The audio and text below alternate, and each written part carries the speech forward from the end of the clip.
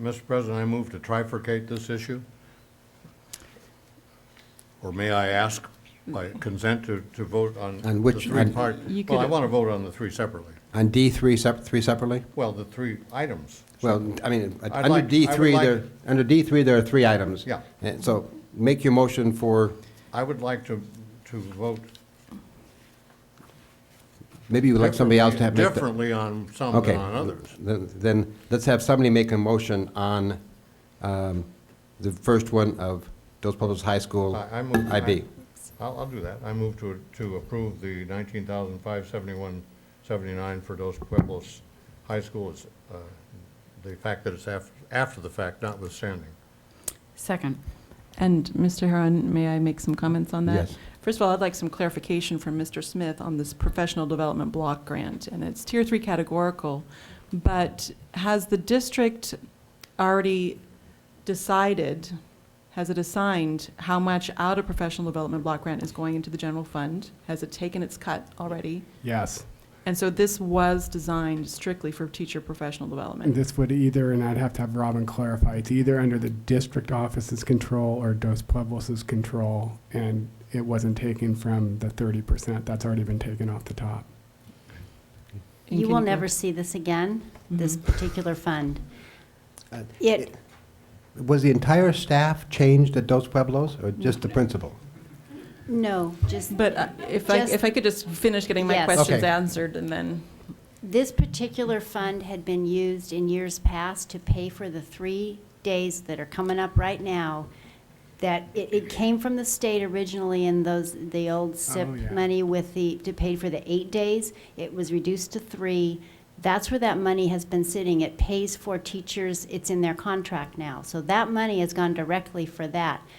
For some reason, this year, it appeared in We our sh- budgets to be using. It got shifted. We should have transferred expense from certificated salaries to cover the 3 professional development days, and it didn't occur. And by the time we found out, it rolled into these budgets, which were basically district office controlled. And the root use of it is professional development. Right. So- So I caught it and I said, hey, wait a minute, why are we getting to use this money?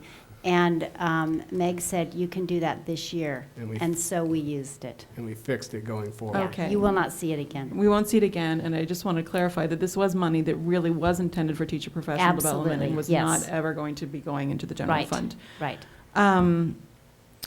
I also want to point out in the new principal's defense, and I have to, I'm sure this is where you're going, Mr. Heron, this is July 5th through 8th. It was the previous principal's responsibility to get that to us. He was there until July 1st.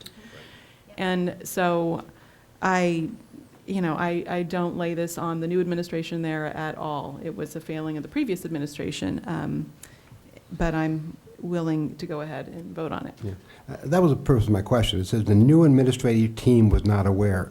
Is it a new team or is it a new principal? It's a new principal with a new AP that's in charge of curriculum and instruction. And the AP, And was were they someplace else? Was it an AP someplace else or a teacher there. teacher there? And this just got to us before this board meeting. It wasn't sitting in our office, so it could have been done beforehand. It's basically a mystery why this just showed up, and the teachers have long come back and here this thing appeared, and it needs to go to the board. Yeah, I just feel the principal probably has died on her sword she shouldn't have to.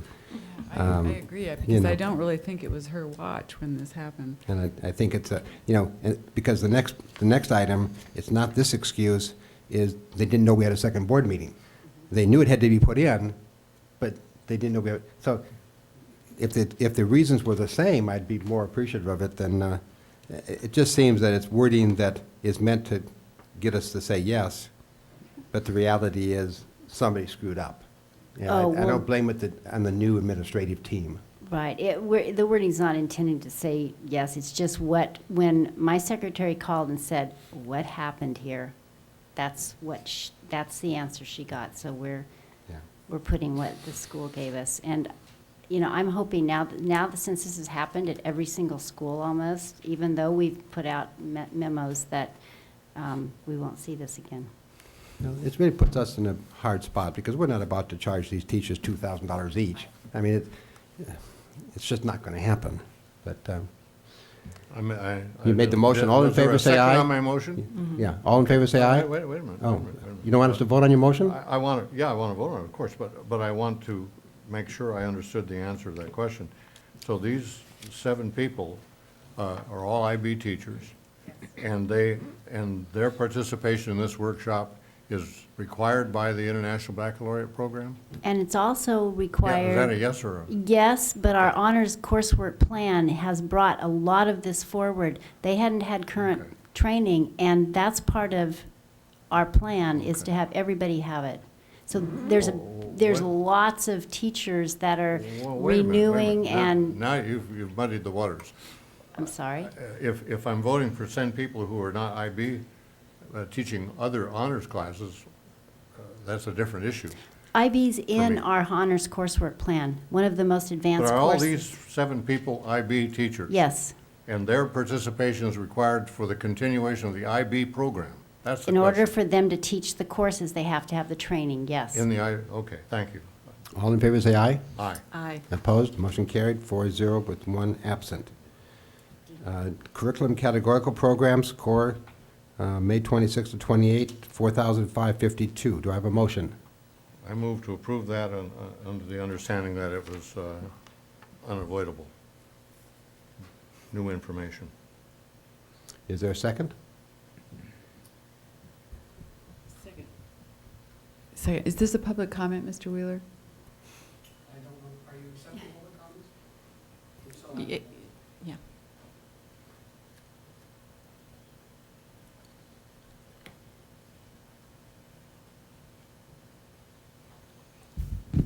Ling Wheeler, President of Sandbrook Teachers Association. With respect to the second item that has been trifurcated on this matter, I'm questioning why a retired educator is being sent to a conference using active dollars. Are they serving as a consultant to the district?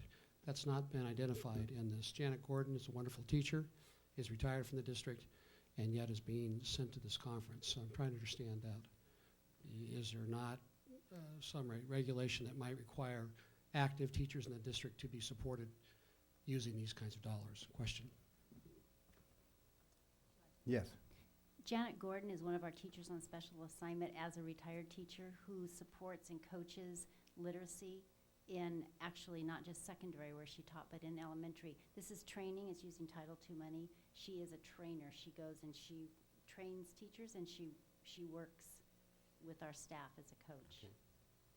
And this is really, it's an item that is for $478, so all in favor say We've already aye. approved the 4,000, right?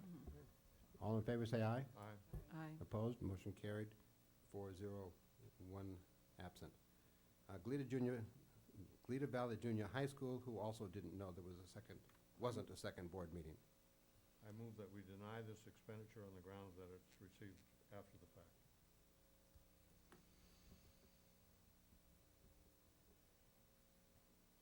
Died for lack of a second. Is there another motion? No, Mrs. but Parker? I'd like to ask a question. Yeah. I really, I feel like until we hold them accountable, that this will continue to happen. But what would happen if we were to deny them the use, and now this is professional development, this was under district control, but they didn't put in their forms because they were unaware that there was only one board meeting in July. And I just don't know that that's a good excuse. But I also, I'm not about to have teachers have to pay for this out of pocket. So what is a method, what is a way of holding them accountable?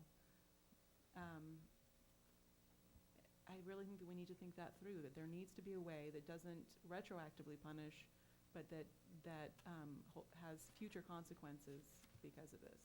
I've actually given some thought to that, as you can imagine, having to sit up here and answer this many times. This year, we're not holding all of the Title II funding at the district level. We're giving it to our sites. And so they need to use it. Now, I don't know that this would be any kind of consequence in this case if we switched it and said, the board approved it, but the board approved it using your site funds. I don't know, not in every case would that be a consequence, but that's one way of leveraging that a little bit.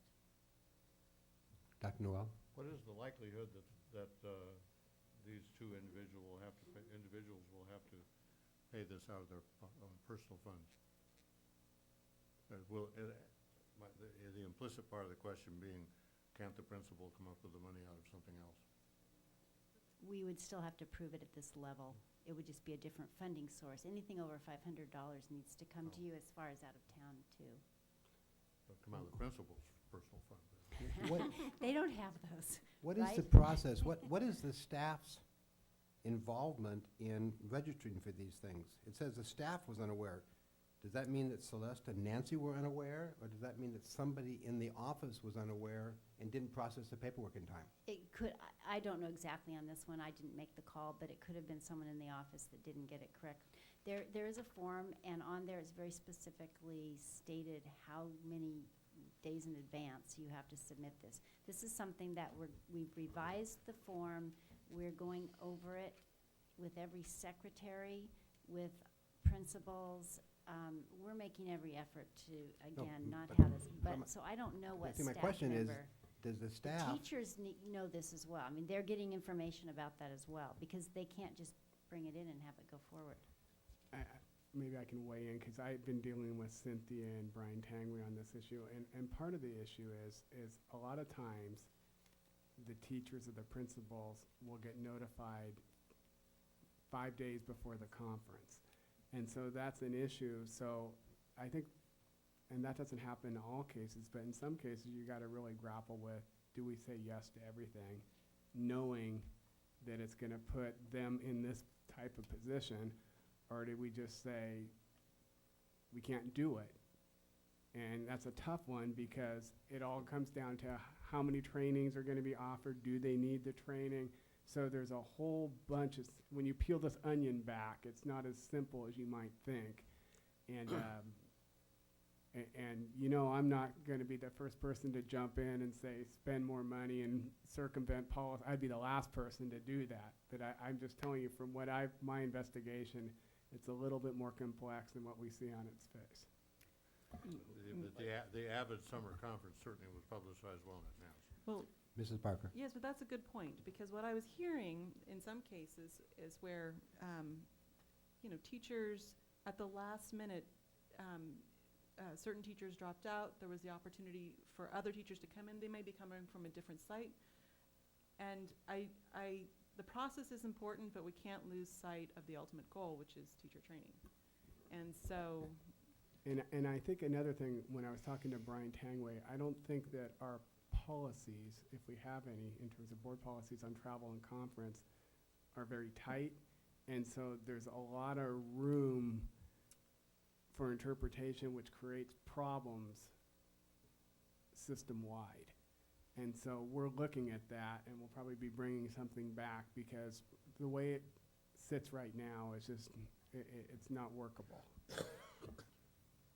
Well, Mr. Deacon? I just have a couple of thoughts.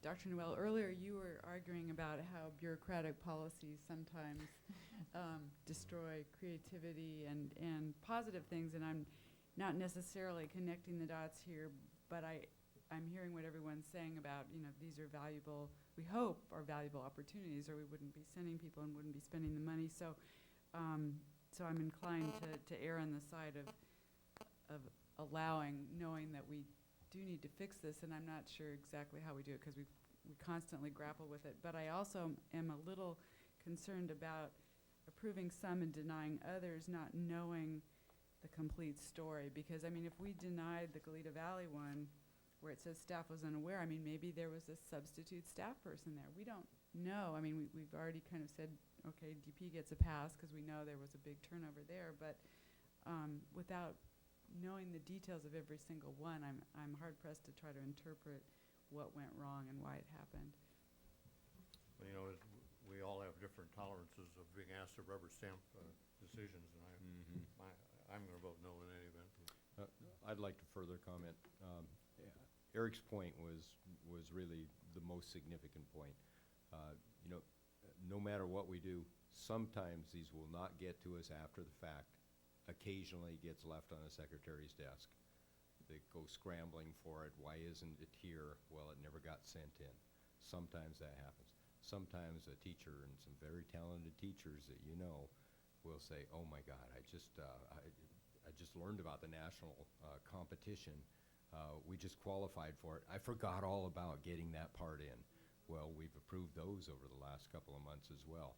So when they do come to us, then we have to make a judgment. In this case, it was Avid training. So rather than deny it, we got it before the fact, but rather than deny it, we said, this is Avid. That's an important initiative on the part of the district to boost student achievement. Yes, we will approve it, and we'll sit in front of the board and we'll grovel, but it is important to do. I would have been much happier if it said Jane Smith or John Jones was unaware there was only one. But to use the staff or to use the new team, it's just a cop-out. You know, hey, we didn't do it. We didn't follow the rules. We're sorry. It's better to ask forgiveness than permission. I don't know. It just, it doesn't sit right with me. Could we approve it with forgiveness?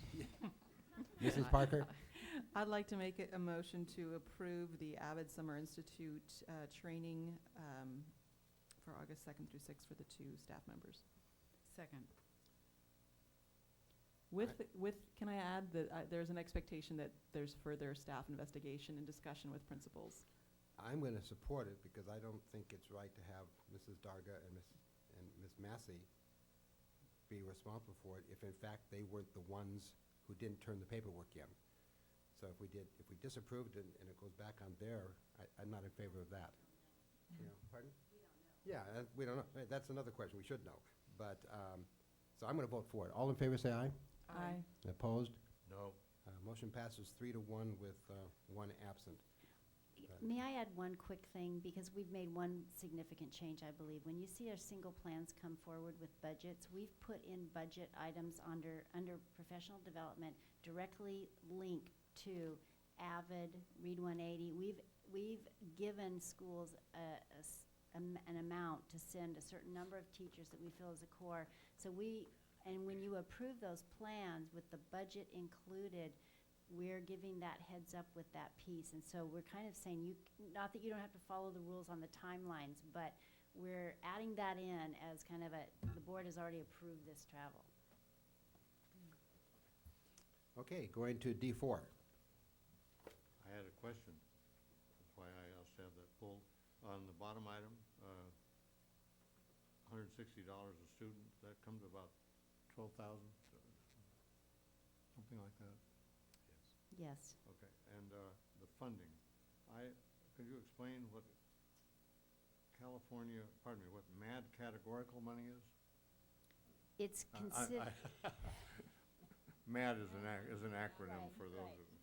Yes, the multimedia and. It's a multimedia partnership grant funding. The grant funding, and because it comes from a grant, it's in the categorical. That's part of their Partnership Academy money? Yes. Oh, okay, I understand what that means. And the Academy Foundation is privately raised funds. Correct. Where do those funds live? Eric, do we actually keep academy. them in our, the academy keeps all of that, but I believe they But pass are through, they on our don't books or they? on the foundation? Oh, foundation, that's a good question. Yeah, They're on, I bet you they're a separate I- 50. I'm, Partnership Theirs. Academy portion or the state apportionment's on our books. My recollection is the foundation's on their books. so actually, well, then is the foundation going to reimburse the district for That's- some portion of that? That's probably what would happen. Can we know how much? I don't know. Because we have, this is not unprecedented where we see this allocation of funding to a foundation associated with an academy, and I've never fully understood. Well, we can certainly find out. Yeah, who handles that money, because if it's coming through our books, I think we ought to have some transparency and it ultimately ought to be reported and accountable. We can find out what portion is the partnership Yeah. and what portion is the Academy Foundation. Foundation. And could we generalize that into a rule? Mrs. Deacon, I'm proposing a new rule.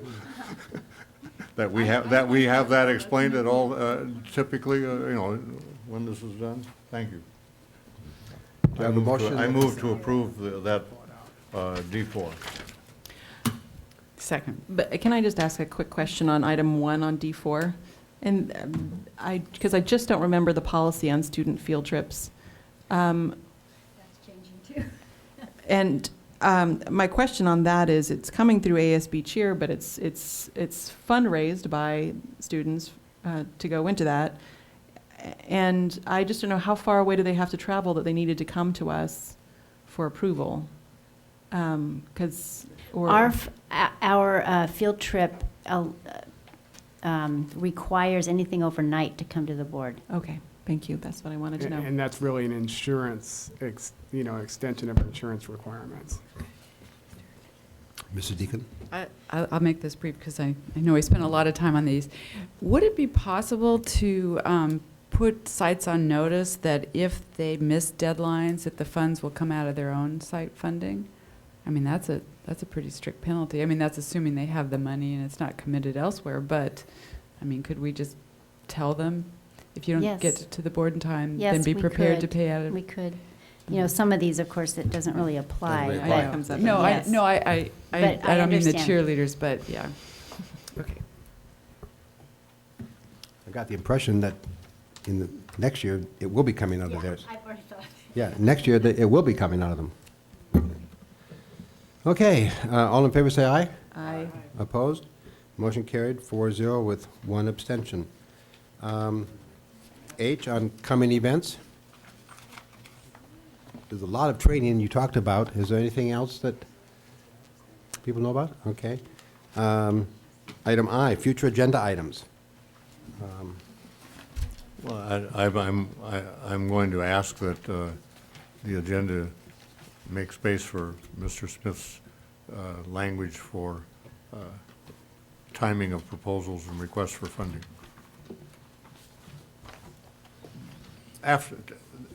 After the fact expenditures, what we've been just talking. Oh, yeah, we Okay. were just talking about Yeah. that. That's what we were I would like to just somehow see that come to the board soon. We've spent an awful lot of time quibbling over stuff that we really shouldn't have to spend time on. I would like staff to look at Board Policy 5117 and see if there's a way to tighten it up where if we grant an appeal, that it doesn't turn out to be an automatic appeal for the rest of the students' life at in our school district. So I don't know what the language has to be to change that, but I think it needs to be changed to make it very, very clear that an appeal is a one-time thing, and just because they have the appeal granted doesn't give them automatic rights. You will be getting a board brief on the recent appeal at the county office with the reasons and all from Yeah. the But board. I think we need to look at the policy in light of that Exactly. to see if any changes need to be made. Okay. Yeah, we'll be happy to discuss that. I don't think that'll fly for the county, frankly, but we'll be Yeah. happy to discuss it. Look at it, yes. Mrs. Deacon? I had a couple things I just wanted to put forward for the future. I would like to see if we can get energy audits by the utility companies as we move, especially towards the bond campaigns and all. I'd just like to know it. Apparently, it was 2007 when we last did them, and Mr. Hetyoung's gone. I know he mentioned to me that SoCal Edison is no longer doing them or has resisted doing them, but nevertheless, I would like to do those if we can. I think they're free. I'm wondering if at some point we could get an update on the professional learning communities and what the status is, and maybe you could get some feedback from the sites on that. I am going to ask Dr. White also to give a board brief on the Read 180 conference that we had some conversation on about, the late and all that, the late registration and all, but specifically about the different conferences. Okay, great. And this is just a thought, as Mrs. Abarca was speaking earlier about the residential center that she saw in Texas. I'm wondering if we might not ask Barbara Chiani to see if Alpha Resource Center would want to come and do a presentation for us, because they do many similar things about inclusion in the community with some of our students that are now adults. So I think that would be nice for everyone to just know about all the inclusion that's happening locally too. Mrs. Parker? Just one small thing. We have boundary issues with a number of our schools, and that's going to be a big discussion. And we don't have a student services director. So I recognize that that's going to need to be taken at a slow pace. But there is one small piece that I hope that we can address at the board, which is a small boundary change between Adams and Harding, so that as Harding moves into full implementation of its early years program, the students in a very small area around San Pasqual that really are very close to Harding and consider themselves part of the Harding community can really be part of the Harding community. So I hope that we can take a look at that sooner rather than later so it can be implemented for next year. I should report also that the special committee in favor of Q&R are very serious about wanting to know if the board has any plans on having any type of system to decide what projects get funded. We have a laundry list of projects, not enough money. How are we going to decide between all the items which gets priority? And they highly suggest that we have something like that, a discussion like that before the election and not after it. So I don't know if the board wants to have a discussion item on that, or if it's even wise to have a discussion on that. But Well, I'm planning to bring that to the next board meeting. oh, okay. So that we talk to the board about what we believe the right priorities will be. The concern is simply, and I won't have any discussion of this, is simply that people want the assurance that these decisions will be made objectively and won't involve personalities. So what would we use to make those decisions? And of course, we won't make those decisions until after the election, but we should at least have that discussion now. Okay. Good. Anything further? We'll adjourn the meeting at 9:55. Will you please call Annette Cadero and let her know? She did call from Hawaii.